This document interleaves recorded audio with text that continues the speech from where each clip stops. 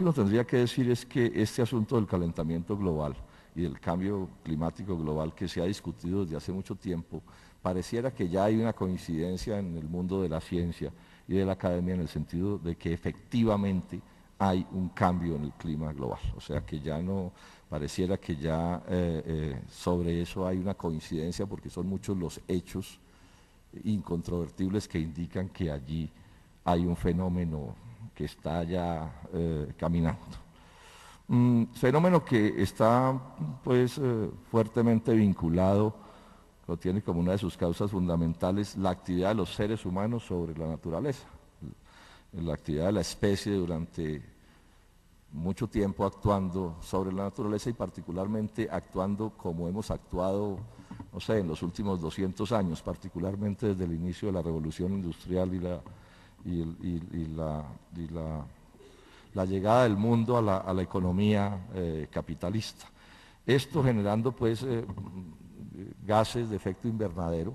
que están en la base de este problema y generando daños ambientales supremamente grandes. Hoy, y cosa que no me alegra, este evento sucede en unos días en que en Colombia los hechos nos están llamando la atención sobre la gravedad de lo que estamos hablando, este invierno que se está padeciendo, aun cuando suene paradójico, porque en calentamiento global entonces hay un invierno grande en Colombia. Bueno, ese es parte del fenómeno. En unos sitios grandes inviernos, en otros sitios grandes sequías. Nos tocó en suerte en este momento grandes inviernos, pero a quienes nos escuchen y no sean especialistas en el tema, entiendan que fenómenos como estos, terriblemente dañinos sin duda, tienen que ver con el tema que nos ocupa. Lo digo como una especie de evidencia de que no son, digamos, especulaciones, sino que allí hay realidades.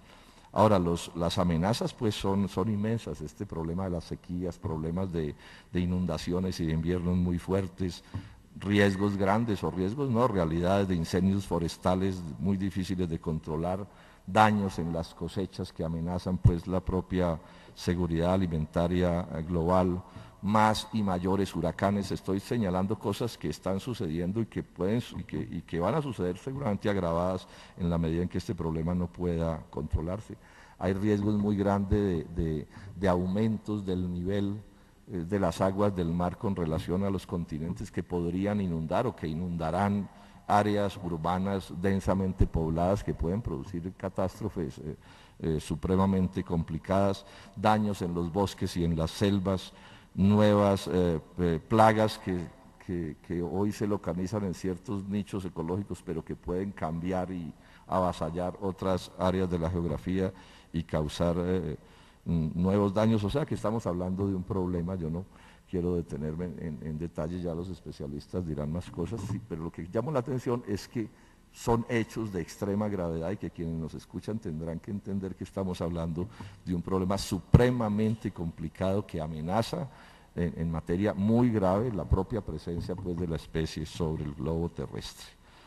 Lo otro que uno podría señalar es que en buena medida este es un fenómeno de los últimos años, decía yo a partir de la revolución industrial, que va a desatar unas fuerzas productivas descomunales. El desarrollo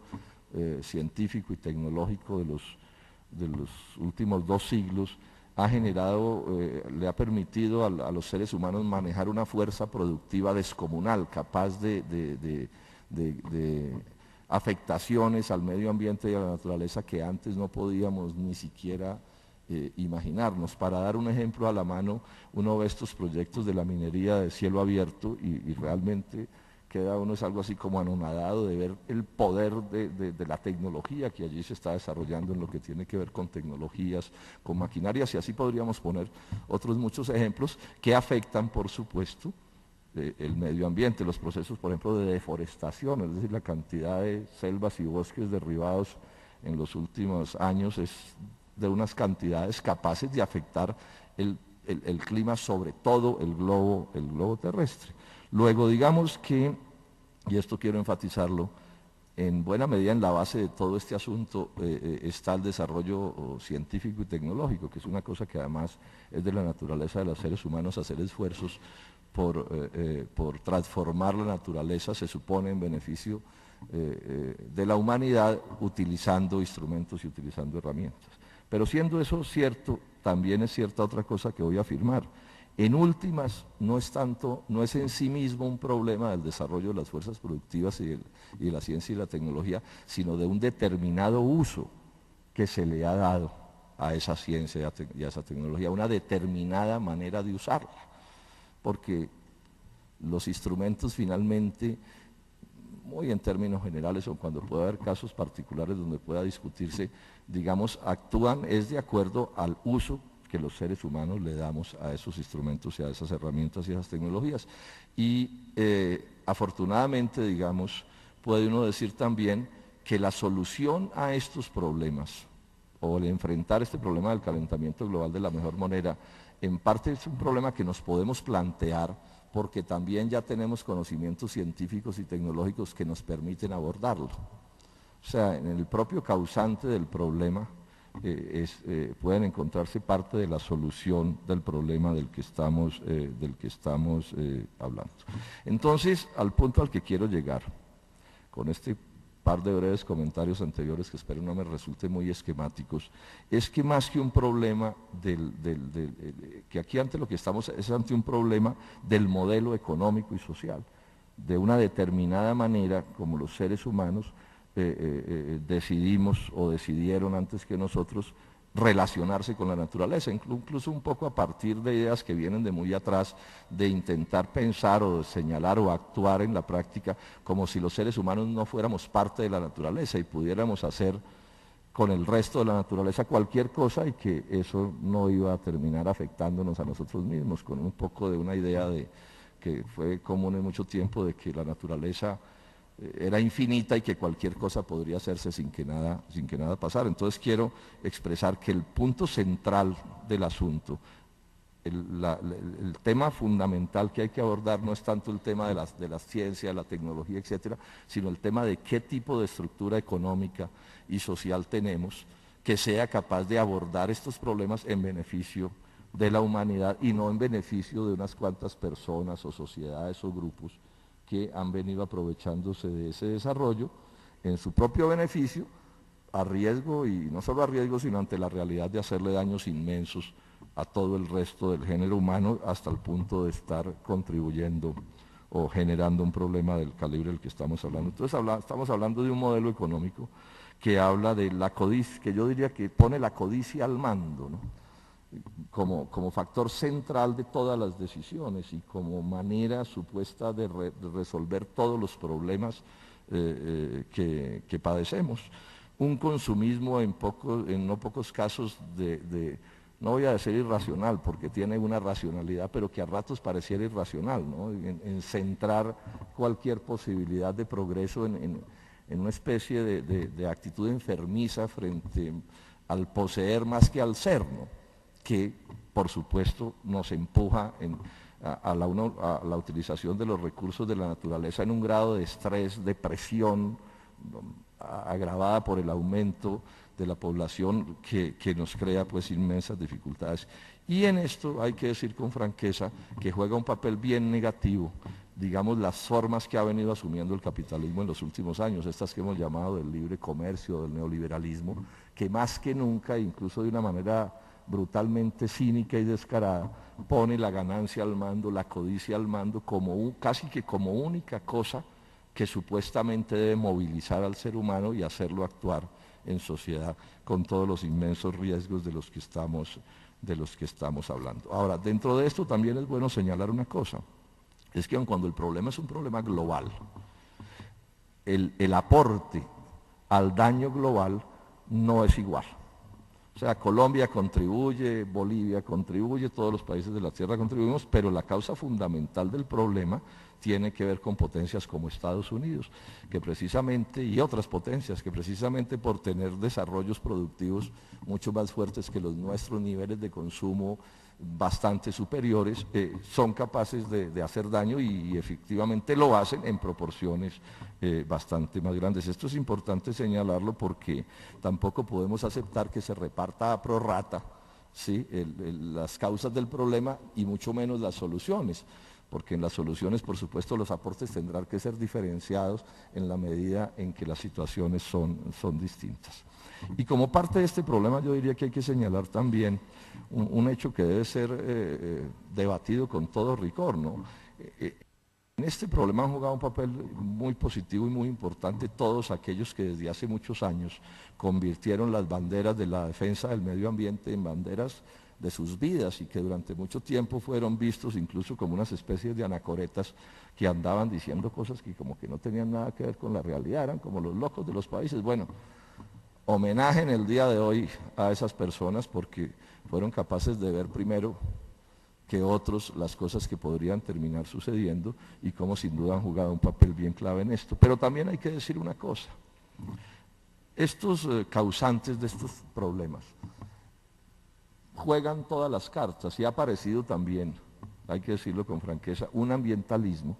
que más que apuntar realmente a solucionar estos problemas y asumiendo con todo valor las decisiones que hay que asumir si queremos de verdad enfrentar estas realidades, entonces termina siendo de una u otra manera cooptado por los mismos grandes poderes que generan el fenómeno, cosa que por supuesto es de una enorme gravedad y que no se exige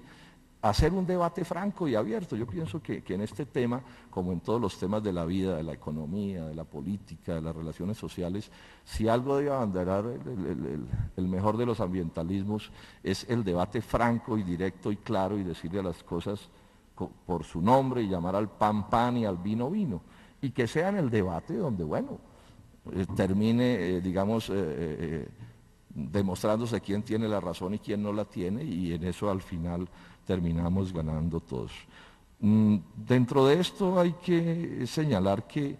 esta lucha, por supuesto, tendrá que tener espacios nacionales y locales, como efectivamente lo tiene este evento que estamos haciendo aquí, pero por sobre todo también es una lucha de carácter global, porque el fenómeno es un fenómeno de carácter global. Yo ahí creo que es momento también de señalar que si algunos muy poderosos globalizan los horrores que globalizan, pues hay que globalizar la resistencia también, pero sin abandonar, por supuesto, las responsabilidades nacionales y locales que a cada uno de nosotros nos toca. Y en ese sentido hay que resaltar el papel del gobierno de Bolivia y de su presidente, el señor Evo Morales, que se ha echado, digamos, sobre sus espaldas, que parecieran ser débiles en el sentido de que no es una de las grandes potencias del mundo, pero que contienen un gran valor moral y de espíritu de lucha y de capacidad de decisión, echarse al hombro temas como este que sin duda son bien difíciles y que generan resistencias y nos crean enemigos no poco poderosos. Por último, es un poco mi deber político terminar esta presentación para que hablen ustedes que conocen de verdad de estos asuntos, señalando que para el caso de Colombia no son buenas las posibilidades con el nuevo gobierno, esto tengo que decirlo de manera clarísima. Yo sé que sobre este gobierno se han creado muchas ilusiones, yo estoy en el derecho y en el deber de decir que no las comparto, cero ilusiones con esta administración. Creo que en lo fundamental, en lo determinante, en lo que marca las diferencias, este es un gobierno idéntico al anterior, particularmente en estos temas. Y estoy leyendo mucho una opinión del señor León Teicher, presidente del Cerrejón, una de las grandes mineras que operan en Colombia, sobre qué percepción tuvieron ellos del gobierno anterior y qué percepción tienen de este. Y la doy un poco como prueba reina de lo poco que ellos piensan que han cambiado las cosas, con lo que yo estoy por supuesto de acuerdo. Le preguntan al señor Teicher, ¿le seguirá yendo bien al sector de la gran minería en la era Santos? Y él contesta, así como el país fue afortunado de tener al presidente Uribe durante tantos años, también lo somos de tener al presidente Santos como gobernante. Yo creo que se nos volvió a aparecer la Virgen. Yo creo que se nos volvió a aparecer la Virgen, dice pues el jefe de la principal mina a cielo abierto en Colombia. Yo estoy de acuerdo con el señor Teicher, se les volvió a aparecer la Virgen, pero a ellos,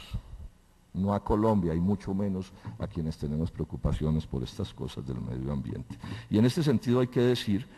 que todo lo que viene sobre agua, ayer alcancé a mirarlo un poco rápido porque tuve líos de avión, lo que hay en el plan de desarrollo sobre agua es espantoso. Es es la profundización de todo lo horrible que se ha venido haciendo en años anteriores en la lógica de convertir el agua en otro bien de negocio más. No voy a leer las citas porque me hago largo, pero pues cualquiera las puede consultar en el plan de desarrollo. Luego, más razones para participar activamente en estas luchas que tienen que ver, a mi juicio, con buscar verdadera civilización, verdadero progreso. Otros sitios grandes sequías, nos tocó en suerte en este momento grandes inviernos, pero a quienes nos escuchen y no sean especialistas en el tema, entiendan que fenómenos como estos, terriblemente dañinos sin duda, tienen que ver con el tema que nos ocupa. Lo digo como una especie de evidencia de que no son, digamos, especulaciones, sino que allí hay realidades. Ahora, las amenazas pues son inmensas, este problema de las sequías, problemas de inundaciones y de inviernos muy fuertes, riesgos grandes o riesgos no, realidad, gases de efecto invernadero que están en la base de este problema y generando daños ambientales supremamente grandes. Hoy, cosa que no me alegra, este evento sucede en unos días en que en Colombia los hechos nos están llamando la atención sobre la gravedad de lo que estamos hablando, este invierno que se está padeciendo, aun cuando suene paradójico, porque en calentamiento global entonces hay un invierno grande en Colombia. Bueno, ese es parte del fenómeno, en unos sitios grandes inviernos. Lo que tendría que decir es que este asunto del calentamiento global y del cambio climático global que se ha discutido desde hace mucho tiempo, pareciera que ya hay una coincidencia en el mundo de la ciencia y de la academia en el sentido de que efectivamente hay un cambio en el clima global. O sea que ya no, pareciera que ya sobre eso hay una coincidencia porque son muchos los hechos incontrovertibles que indican que allí hay un fenómeno que está ya caminando. Fenómeno que está pues fuertemente vinculado, lo tiene como una de sus causas fundamentales, la actividad de los seres humanos sobre la naturaleza, la actividad de la especie durante mucho tiempo actuando sobre la naturaleza y particularmente actuando como hemos actuado, no sé, en los últimos 200 años, particularmente desde el inicio de la revolución industrial y la llegada del mundo a la economía capitalista. Esto generando pues de incendios forestales muy difíciles de controlar, daños en las cosechas que amenazan pues la propia seguridad alimentaria global, más y mayores huracanes. Estoy señalando cosas que están sucediendo y que pueden y que van a suceder seguramente agravadas en la medida en que este problema no pueda controlarse. Hay riesgos muy grandes de aumentos del nivel de las aguas del mar con relación a los continentes que podrían inundar o que inundarán áreas urbanas